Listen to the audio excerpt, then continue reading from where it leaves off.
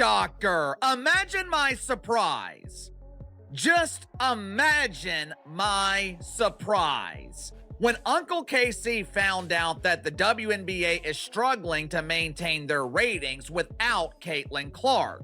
To make matters worse, and this is something I have definitely noticed in the last 3 or 4 weeks, especially since the All-Star game. The WNBA's record-breaking season might have been a mirage, and the illusion is shattering in real time. For months, the league's front office, media partners, and marketing teams paraded the idea of unstoppable growth, sold-out arenas, and a surge in national attention. But then one injury, a single groin strain to Caitlin Clark, exposed the uncomfortable truth. And that problem is Caitlin Clark not playing in WNBA games. Now, what all does this affect? The ratings are plummeting. Guys, there's ratings for a couple of these games that are eye-poppingly bad. We're talking about down in unrivaled territory. Everything was built on one player. Ratings that once made executives giddy have collapsed in weeks. Viewership drops are no longer small dips. They're plunges so steep that network partners are starting to squirm. From 3.1 million viewers to barely 1.3 million, the league's most hyped matchup has gone from a primetime showcase to a number executives hide in emails. The question no one at WNBA headquarters seems eager to answer is simple. If one player's absence can gut the entire season's momentum, what does that say about the league's so-called historic growth? Like, subscribe and comment if this dependency is the clearest warning sign the WNBA has faced in years, because what's coming next will make these numbers look even worse. Be struggling to maintain interest. Now, in fairness to the dump, the ratings I'm about to share with you guys, they're not bad. Matter of fact, some of them are actually good, at least when compared to what this dump used to draw, which was nothing. But the reason I think the WNBA is in trouble has less to do with these ratings and more to do with what I think is coming. From day one of the season, the WNBA's most valuable commodity wasn't a team, a playoff race, or even the idea of league parity. It was one matchup, Caitlin Clark versus Angel Reese. That was the cash cow, the primetime guarantee, the storyline that could be sold to both diehard fans and casual viewers. The league didn't need clever marketing pitches or elaborate ad campaigns. It just needed those two names on the same court. 5 meetings in one season, each packaged as an event rather than a regular game. But the problem with building an entire season's national relevance on one rivalry is obvious. The second one of those stars goes down, the product loses its heartbeat. Without Clark or Reese, the Indiana Fever and Chicago Sky are just 2 middle-tier teams fighting for playoff scraps. The cameras aren't lining up, the social media buzz evaporates, and television partners suddenly have no reason to push the game beyond the hardcore base. This wasn't a slow fade. The moment Clark was out, the league's most marketable hook vanished, leaving networks scrambling to find anything else that could hold the spotlight. But as the numbers will show, nothing else even comes close. The numbers tell a story the league can't spin. The first Fever versus Sky meeting this season was a juggernaut. 2.7 million average viewers on ABC, peaking at 3.1 million, a 115% jump from the prior year's average. It had everything: Clark's triple-double, foul controversy, Chicago getting dismantled, and the now infamous investigation that dominated headlines for days. The second meeting stayed strong with 1.92 million on CBS in a primetime slot, one of the most watched regular season games since 2001. But then the slide began. The third matchup dropped to 1.5 million, shedding over 1 million viewers from the opener and marking the lowest viewership for this rivalry since last year. Then came August, and with Clark and Reese both out, the bottom fell out. The latest meeting didn't even reach 1.4 million, and it limped in at 1.3 million. From May 22nd to August 10th, this so-called marquee matchup lost 1.4 million viewers, a catastrophic drop in TV terms. Networks hate that kind of chart. Advertisers hate it more, and it's the exact trend that makes executives quietly cut budgets before the next rights deal even starts. And it's not just about one game. The free fall is spreading. When Clark isn't in uniform, the collapse isn't confined to Fever games. It's league-wide.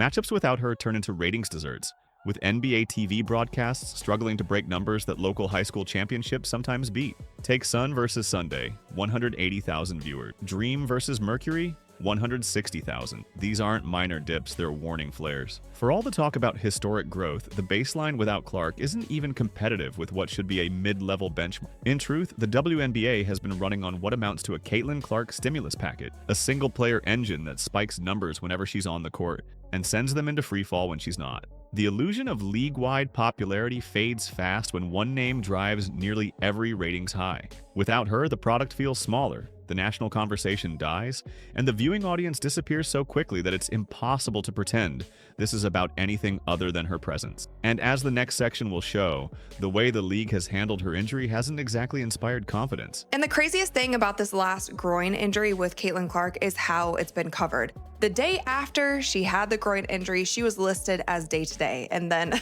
a couple weeks after that, then she was listed to being out indefinitely. Now, ESPN had August 12th as the circled return date for Caitlin Clark to get back onto the court. And just yesterday, she was listed as a game time decision for today's game against the Dallas Wings. And then after practice yesterday, Coach Stephanie White basically came out and said, like, no, Caitlin Clark hasn't even been practicing. So they changed it from a game time decision to her being out. Clark's groin injury didn't just sideline the league's top draw, it exposed a messy and inconsistent communication strategy that looked more like damage control than transparency. The day after the injury, she was listed as day-to-day. Weeks later, that shifted to out indefinitely. ESPN circled August 12th as her likely return, then the Fever labeled her a game-time decision against Dallas. Hours later, Coach Stephanie White revealed Clark hadn't even practiced, and the status changed back to out. The pattern felt deliberate, a tease to keep ticket sales and ratings from imploding. It's a classic desperation move in sports PR. Dangle the possibility of a return to keep fans hooked, even when the reality says otherwise. I get it to a certain extent. The fans, the media does not need to know every little thing that's going on with Caitlin Clark's injuries, especially a star player like that. We will never know all the information, nor should we know all the information, and that's actually good for Caitlin. It protects her for when she does come back on the court. She can't be targeted. Teams can't use a certain injury or ailment against her if people don't really know what is going on. But the reporting of her timeline in general, there has been no rhyme or reason to what has been shared about it. To put her as a game time decision for today's game, and then Coach Stephanie White basically coming out and saying she has done no practicing with the team, that's crazy. And I brought it up in my video yesterday. The risk is obvious. Push her back too soon, and the injury could become chronic. But with the Fever slipping in relevance and the WNBA's primetime numbers collapsing, the temptation to gamble with her health is right there. And yet, the real scandal might be how she ended up injured in the first place. Something the next section makes impossible to ignore. Throw her back in the mix when all of these teams are at peak condition, and we already know what happens when Caitlin Clark gets back out on the court. Teams play defense on her differently. They play extra physical with her. There's all of these different factors that come into play. That's why I'm sort of leaning to the point of maybe Caitlin should be out for the rest of the season. Maybe this season is just done for her. Maybe it doesn't make sense for her to come back into the mix if the Fever aren't contenders. Are the Fever contenders at this point? I'm just not so sure. Do you risk another injury that can again compound and turn into something else down the line? From her first game in the league, Clark has taken contact that would have most stars headed to the free throw line. Instead, she gets play-on calls while absorbing hits harder than some NFL receivers take over the middle. Arm grabs on drives, clear hacks at the rim, and even dangerous landing space violations have been ignored by officials. These aren't one-off misses. They've formed a pattern that sends a message. Physical punishment is fair game. That kind of treatment wears down any player, and with Clark, it's likely a major factor in her groin injury. Had she been officiated with the same protection given to other high-profile athletes, this conversation might not be happening. She'd be healthy, the Fever's offense would still run through her, and the league's ratings wouldn't be spiraling downward. Instead, the WNBA allowed its most marketable asset to be battered without consistent whistles, and now the fallout is being felt across every broadcast. The problem isn't just the injury, it's that the league created the perfect environment for it to happen, and the consequences are threatening its entire growth narrative. You can try to simulate game speed as much as you want in practice. You will never be able to. Game speed is game speed. There's also a lot more adrenaline, all of these different things pumping when you're playing in front of a sold-out crowd that the Indiana Fever do every single night. If I'm their coach, she needs to practice for at minimum a week, at the minimum, she needs to be doing everything in practice for at least a week before you throw her back in the mix. Now you're going to throw her back in the mix when all of these teams are at peak condition. The league's marketing this year has been built on a single formula. Caitlin Clark in the spotlight, everyone else in the background. Highlights, promotional campaigns, primetime scheduling, even merchandise pushes have revolved around her name. Without her, that formula collapses. The narrative of historic growth sounds strong in press releases, but strip away Clark's impact, and the surge in viewership shrinks almost overnight. This isn't league-wide momentum, it's the gravitational pull of one player. That's why her absence is more than an injury. It's a stress test the WNBA is failing. Casual fans aren't forming attachments to other stars because those stars aren't given the platform. And without that connection, there's nothing to hold their attention once Clark is gone. This season's numbers prove it. Her presence inflates the league's profile, but without her, the hype deflates instantly. The danger is clear, and if Clark's return doesn't bring ratings back to their May highs, the illusion of unstoppable growth vanishes, and the league will have to confront the truth it's been avoiding. TV networks don't pay top dollar for a product that only works when one player is active. They expect consistency, and the WNBA's current numbers without Clark scream instability. ESPN, CBS, and ABC aren't in the business of gambling millions on a league that can lose over 1 million viewers in a matter of weeks. That drop doesn't just hurt this season, it weakens the negotiating position for future TV rights. If executives believe the ratings will crater every time Clark misses games, they'll buy fewer broadcast windows or demand cheaper deals. Owners see the same risk. A business model that lives and dies with one athlete is a liability, and fans feel it too.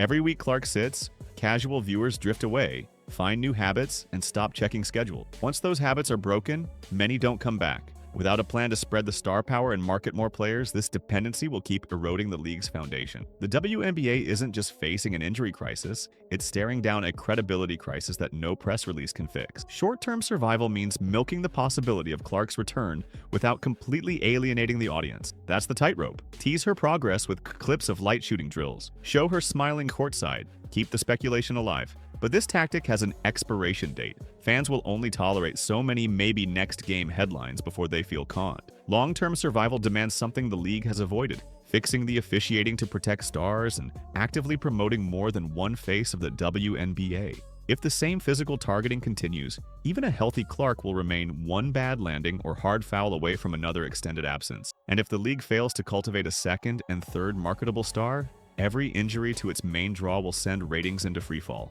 The hard truth is simple: this isn't sustainable. Without structural changes, the WNBA risks turning its most successful season into the beginning of a slow collapse. The choice now is whether to adapt or to keep gambling the league's future on the health of one player. One injury has stripped away the shine and left the WNBA's biggest weakness in plain view. This was never about league-wide growth, it was about one player carrying the weight of an entire sport's visibility. Without her, the numbers fall, the buzz fades, and the networks start wondering if their investment was worth it. The marketing machine has no backup plan, the officiating has no protection standard, and the business model has no safety net.